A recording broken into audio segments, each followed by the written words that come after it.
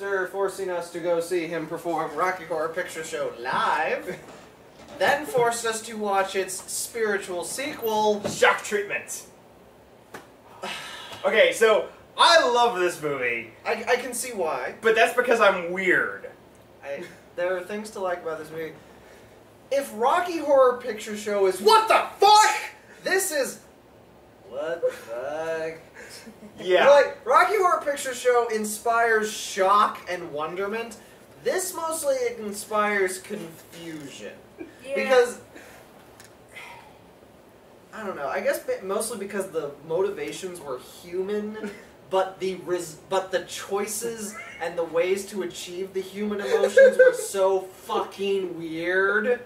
Like, in Rocky Horror Picture Show, the motivation is, I haven't the fucking clue. Motivation for what?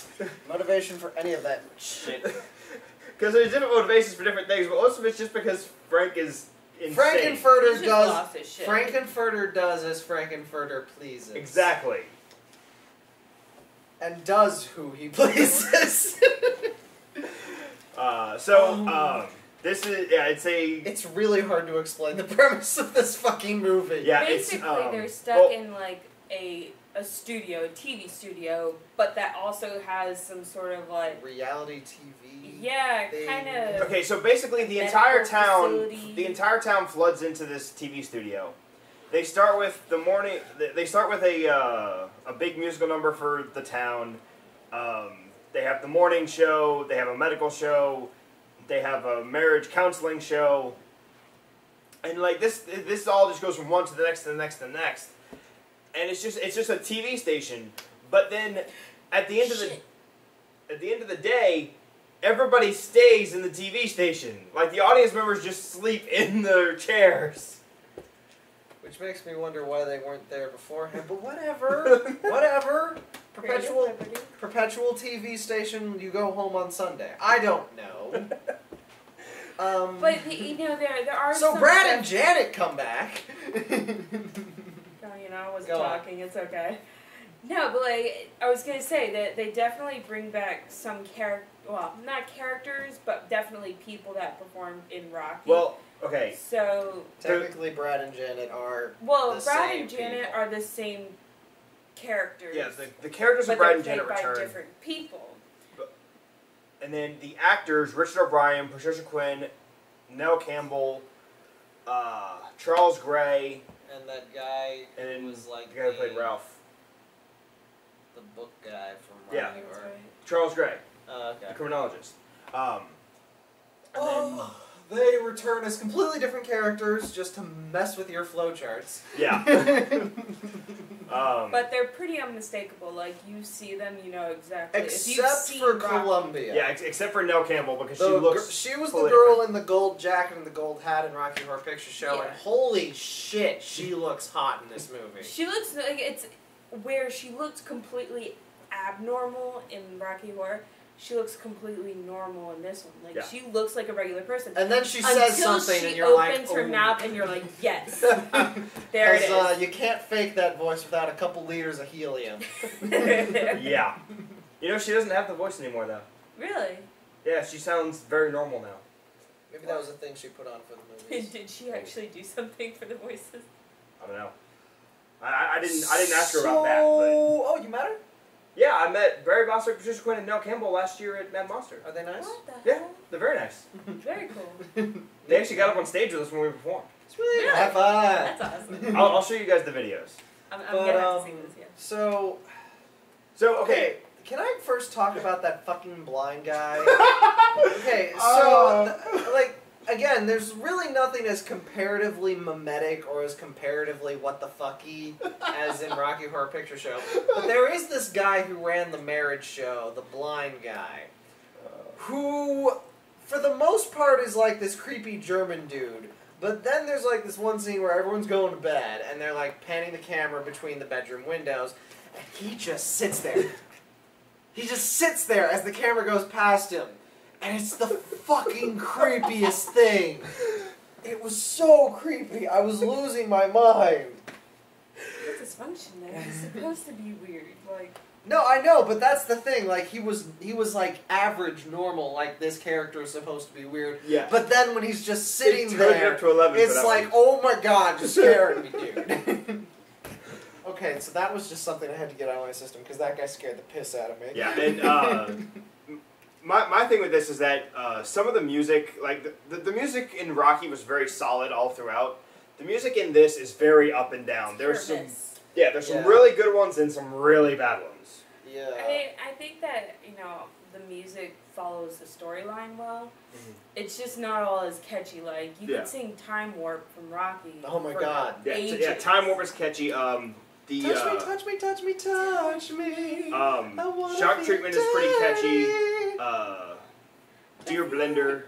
Dear Blender was a great song. That is like Weird Al levels of insanity. It's like my favorite song from the movie. Damn it, another bug. I got it. Oh my god. You got it? Please, yeah, just don't kill it. At least not on the carpet. I'm not gonna kill it. Because guess what? These guys can't bite you. The last one tried with Jay. It's something small enough that it can't bite you. Because the last one tried to bite Jay. So we live on the ground floor, or it's we have like a townhome style apartment. So every once in a while we get little bugs. And we have sliding glass doors. There's really not much we can do about it. Yeah. So. But anyway, the music in this is very. Shock Treatment is good. The singers are all really good. Yeah, and that is one thing. All their voices are really quite good. Like the lady who they got to replace Susan Sarandon to play Janet. You probably don't know her from much, but I actually recognize the hell out of her. She's from Phantom of the Paradise, if anyone has seen that, and Love and Death by Woody Allen, which if you're a fan of Woody Allen, you've seen. But that was about it. Yeah, I mean, she was apparently a minor character in Minority Report. Yeah, she was Anne Lively, if any of you have seen it. And then that was like her second. I didn't even think about that. Sorry. So she has a really deep voice for a woman. It's really sultry. Yeah, which if you've heard Susan Sarandon's voice is not anywhere close. Touch me, touch me, touch me, touch me. And it's like, to the point of it almost breaks the idea of this being a sequel, because there's no way in hell that is the same Janet. And I don't know if her voice really fits some of the songs. That's the other She's thing. a good singer, but I don't know if she fit the song. She fit the Blender one, though. Yeah. You know what, though? I feel like her voice was almost, like, too mature for the movie. Possibly. Do you know, Susan Sarandon's voice in Rocky fit the movie because she's young, she's innocent, and then, like... She comes up as, like, a soul singer. Yeah. But, yeah, like, in this movie, it's just, like, it's an incredible voice. I mean, I just think that it... And when they clean her up, oh my god, when she puts on that dress. Yeah, I really like the black Jesus. dress that they have her wear. I really like that. I'm not a fan of the white version of it. I'm not normally one to be like, oh my god, the women were really hot in this movie, but they really were. It's like whoever was behind the camera and in the makeup department knew how to make the women they had look really good. Yeah. I mean, Nell Campbell was already attractive to begin with, but they worked her for everything she had. There was a lot of women in really short skirts. Yeah. Just kind of, and you know what? The panty shot in manga for me has always been like this weird thing because like that's just not a thing really in America. No. Like, ooh, women's panties. No, like you see women in their underwear. You see women in like bathing suits, but like, ooh, there's no like panties under the clothing. That's not a thing in American culture. That was kind of a thing in this movie. It was. It was totally a thing in this movie. But yeah, the plot is just a fucking mess. Yeah, it is. It's hard to follow, and unless you've watched the movie multiple times, you have a hard time keeping track of it. I'm forever yawning in these. Well, it's because we always do them late. Oh my god. We need to do these a little earlier. We really do. Oh, schedules. Yeah, well, you could have not gone to... We could have not gone... Well, the stuff I did had to be done. Oh, whatever. But you, internet folks, do not need to know of our daily schedules. We went to the old house. Oh. Yeah. I told you that's what he was doing. Helping Mitchell move. Yeah. Well, yeah, okay. No, he was out having shenanigans. Well, you know. No, like, I forgot that you had already told me what he was doing. Fair enough. But anyway, a lot of the crew from Rocky is involved with this too. Lou Adler, Michael White, Brian Thompson, Sue Blaine. A bunch of the same creative team was involved with this, which is why, you know, a lot of it is similar to Rocky, and it's called a sequel. Like even on the back of the box, it's in quotes. But again, Can you tell he picked the movie out? Yeah, but again, I fully get why Rocky became a cult hit and this didn't. Yeah. Because Rocky, you can show to anyone, they'll be like, what? If you show this, some people will embrace the insanity, but most people, their brain will just shut off because there's too much information and they won't engage with it. Yeah. Yeah, I can't honestly say I was like really engaging with this movie. Like I was watching. Rocky it. will punch through any resistance you have to engagement. Like, Okay, so I'm in the movie first was group, you're the on. second group. Because I'm like 100% invested in the Oh, movie. I could totally be like Yeah. in for this. Like, I don't know. I but just- as a first experience, it's not nearly as punchy or memorable as Rocky. Well, is. yeah. I was really digging the Blender song though, because like the writing was so clever. Yeah. Oh, refrigerator. Yeah, it's an amazing song. You can find that on YouTube. I don't remember the exact name of the song. Oh, goodness. Can I recommend this movie? If you I want to get some can. friends together and you want to get drunk and watch something weird, this is a Yeah. this is a riffable movie. Yes, okay. This This is... is very riffable. Yeah. Because, like, shit just happens, and it's all weird, and no one in the movie questions it. Bitch in the Kitchen, that's the name of the song. Bitching in the kitchen and crying in the bedroom. But yeah, this movie is almost as easy to riff as Rocky is. It's just there's not established AP for it, so you just have to come up with it off the top of your head. That's more fun. I don't like the established riffing that Rocky has. Yeah. I feel that kind of, like... Well, that's just a tradition at this point. I know. But like when we did it at Con Carolinas, But we had off-the-cuff some... riffing shouldn't be tradition. Yeah. Well, we had some great stuff, like the point when Bert comes out for the Faith Factory, he says, "I'll tell you what's cooking." You hear from two sides of the room, the Jews, because he's German. Oh my God. Okay, Rocky is full of fucked up people. You guys know I'm not this. disagreeing, but come on, there's got to be a line. Oh my god. There has got So, to be okay, a line. Here and was the the line, Holocaust and is you the guys just jumped so far over. We erased the line. line. I'm sorry, Yeah. but there's a line. There's no more fucking and line. the fucking Holocaust is the line. Yes, I know, but that's the type of people that go to Rocky. Babies and blenders is the God. line. That's the type of people that go to Rocky, and that's the kind of stuff they came up with off the top of their heads. That's awful.